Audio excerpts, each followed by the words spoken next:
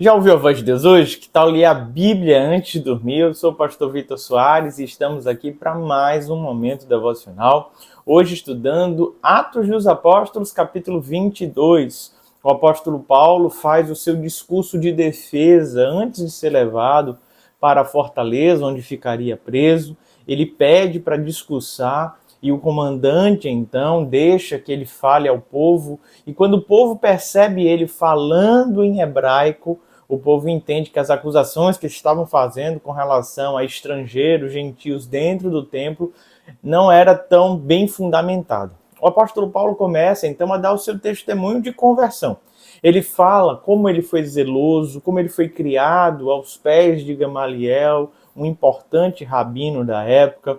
Fala como ele perseguiu aqueles que eram do caminho, no caso, falando a respeito dos cristãos, dá testemunho da liderança do Sinédrio, que enviava cartas por meio dele para que ele pudesse prender aquelas pessoas que ele estava perseguindo, e deixa muito claro para os irmãos que houve um dia, indo a caminho de Damasco, que ele teve um encontro com o Senhor.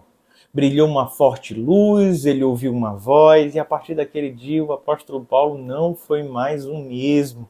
Ele abre o coração para aquelas pessoas, falando sobre essa conversão, as pessoas vão dando ouvidos à sua fala. O apóstolo Paulo sempre muito eloquente, muito firme em suas defesas, mas há um momento onde o apóstolo Paulo fala para aquelas pessoas que Deus o comissionou para ir para longe, para cuidar então dos gentios, ou para pregar aos gentios, e naquele momento as multidões ficaram extremamente nervosas.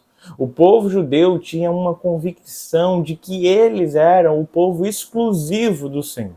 Essa exclusividade, obviamente, dizia respeito do povo para com Deus, não de Deus para com o povo. E era isso que o povo não entendia. Eles começaram a tratar por meio de exclusão todos os demais povos da terra.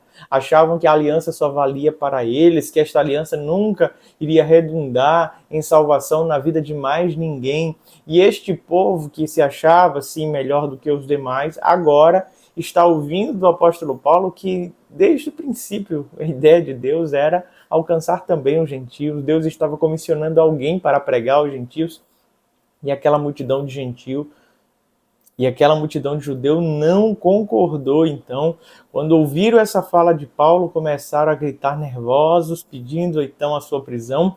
O comandante pega Paulo e vai levá-lo para a fortaleza, e aí quando estão se preparando para açoitar o apóstolo Paulo, traz uma acusação, uma afirmação, na verdade, muito forte, que é: como vocês vão açoitar um cidadão romano sem ele ter passado pelo processo legal? Naquele momento todos ficam impactados com essas palavras do apóstolo Paulo, e na mesma hora o soldado corre para chamar seu comandante, fala a respeito daquilo. O comandante vem meio incrédulo, ele fala: eu paguei uma quantia tão alta para receber a cidadania romana, como é que você tem cidadania romana? E o apóstolo Paulo diz: eu tenho de nascimento, que ela tinha um maior valor do que aqueles que adquiriram a cidadania.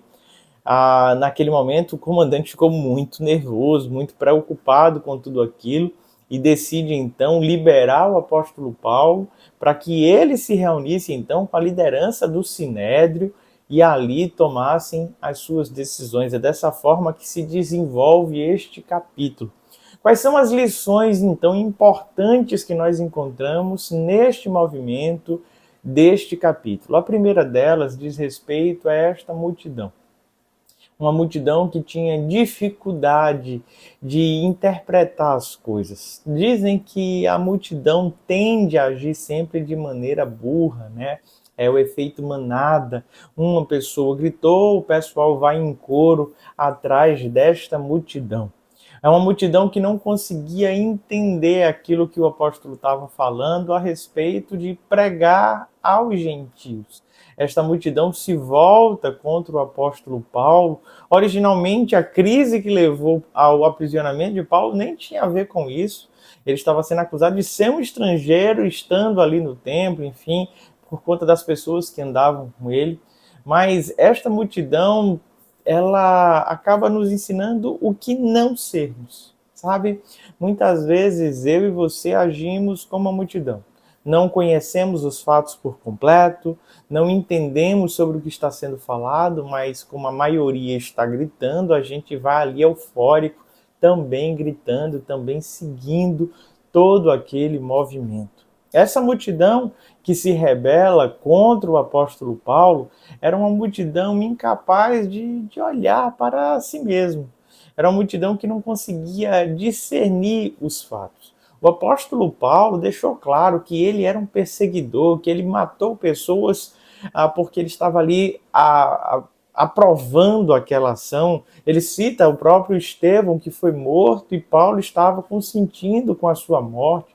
As roupas das pessoas que apedrejaram Estevão estavam sobre os seus pés. O apóstolo Paulo tinha tanta legitimidade, tanta autoridade para falar a respeito daquilo. Um homem que se arrependeu de sua conduta e tem justificativas plausíveis, mas as multidões não queriam ouvir esta argumentação. A multidão só queria saber de vê-lo mais uma vez padecer mais um daqueles que são do caminho. Sabe, muitas vezes a nossa sociedade fica desse jeito, dividida, eufórica, tratando o outro como um inimigo. É por isso que a gente precisa entender que a nossa luta não é contra a carne ou sangue.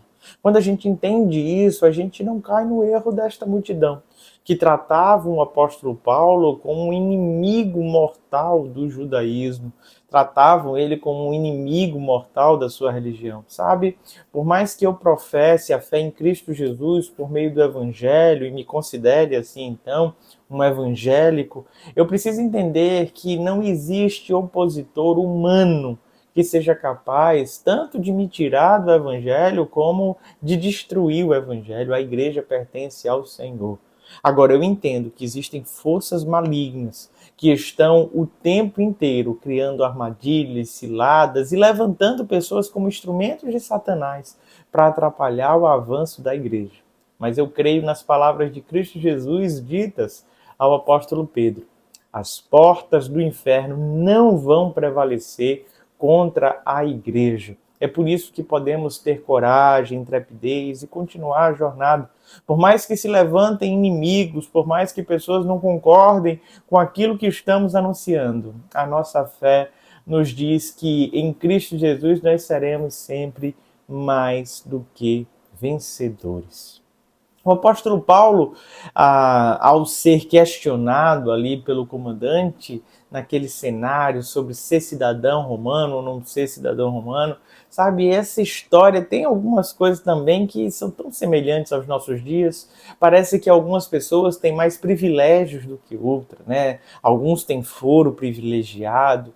Alguns chegam a dizer que no Brasil, para que você seja preso, é necessário que você não faça parte de alguns nichos, porque se você fizer parte de alguns nichos, você pode fazer o que quiser, que nada de mal vai te acontecer. Infelizmente, essa falta de equidade, essa falta de senso real de justiça tem atrapalhado não apenas a nossa nação, mas tantas outras no mundo. Mas eu e você precisamos ter o discernimento do apóstolo Paulo. E o discernimento do apóstolo Paulo era qual? É de usar todas as ferramentas que ele tinha à sua disposição para o crescimento do reino e do evangelho. O apóstolo Paulo não estava fazendo nenhum tipo de objeção com relação a ser preso ou a ser mandado à morte. Muito pelo contrário, ele já disse desde o capítulo passado que ele estava pronto para isso.